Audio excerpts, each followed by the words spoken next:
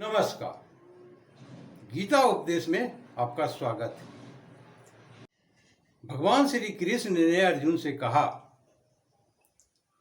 कि भूतकाल में और भविष्य काल में जीना छोड़ दो। भूतकाल में क्या स्थितियां थी, क्या हुए थे और भविष्य में क्या होने वाले हैं, इसकी चिंता और चिंतन मत करो। वर्तमान में जियो और वर्तमान में तुम्हें क्या करना चाहिए इस पर विचार करो। यदि फिर भी असमंजस की स्थितियां बनती है, क्या करें न करें, कहाँ जाएं,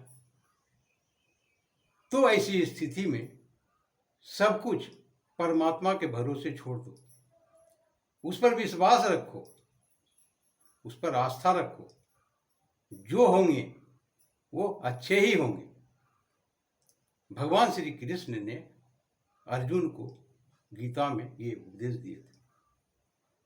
दूसरे थे समय बहुत बलवान होते हैं, तुम्हें लड़ाई करनी चाहिए, तुम्हें युद्ध करना चाहिए। जिस सामने वाले की तुम चिंता कर रहे हो ये अपने परिजन है, इन्हें मैं कैसे मारूं, तो ये चिंता तुम्हारा व्यर्थ है। तुम इससे लड़ाई लड़ो या नहीं लड़ो, तुम इसे मारो अथवा न मारो, परंतु इसका मौत, इसकी मृत्यु निश्चित है। तुम्हारे कुछ करने या न करने से सृष्टि का नियम बदल जाएगा, ऐसा नहीं होगा।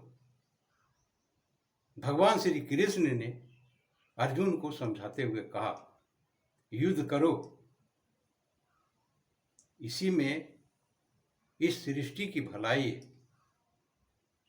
क्योंकि परमात्मा ने जो निश्चित कर लिया है वो तो होके रहेंगे। तुम इसके भागीदार बनो अथवा न बनो, तुम कुछ करो अथवा न करो, लेकिन होना वही है जो सृष्टि का नियम है। जो तय हो गए हैं वो तो घटित होंगे। भगवान श्री कृष्ण ने जब अर्जुन सभी बातों को सुनकर अभी भी असमंजस की स्थितियां थी, तो भगवान श्री कृष्ण से अर्जुन ने पूछा, केशव, क्या सचमुच में सत्य की जीत होगी या मिथ्या है? भगवान श्री कृष्ण मुस्कुरा कर कहे, जीत जिसकी भी हो, सत्य वही होंगे। अर्थात यहां बहुत कुछ समझने की बात है। इस दो लाइन में हर इंसान गीता, रामायण, बहुत से शास्त्र पढ़ते हैं। श्रेष्ठ यदि मानवता कल्याण के लिए देखे जाते हैं तो गीता अति महत्वपूर्ण है। परंतु इस वाक्य को जरा गौर करें। जीत जिसकी भी होगी वही सत्य होंगे। एक साधारण सा कहावत बड़े प्रचलित है, जो जीता वही सिकंदर। भगवान श्री कृष्ण अर्जुन को यही समझाने का प्रयत्न कर रहे हैं। सतयुग में 100% सत्य थे, त्रेता में 3 चरण, द्वापर में 2 चरण, आधे आधे हो गए, सत्य और असत्य। महाभारत की घटना को आपने देखा, अर्थात टीवी में वीडियो के माध्यम से आपने देखा होगा। कौन सत्य पर लड़ रहे हैं, कौन असत्य पर लड़ रहे हैं, आप भली भांति समझ नहीं पा रहे होंगे। दोनों ओर से छल कपट हो रहे थे।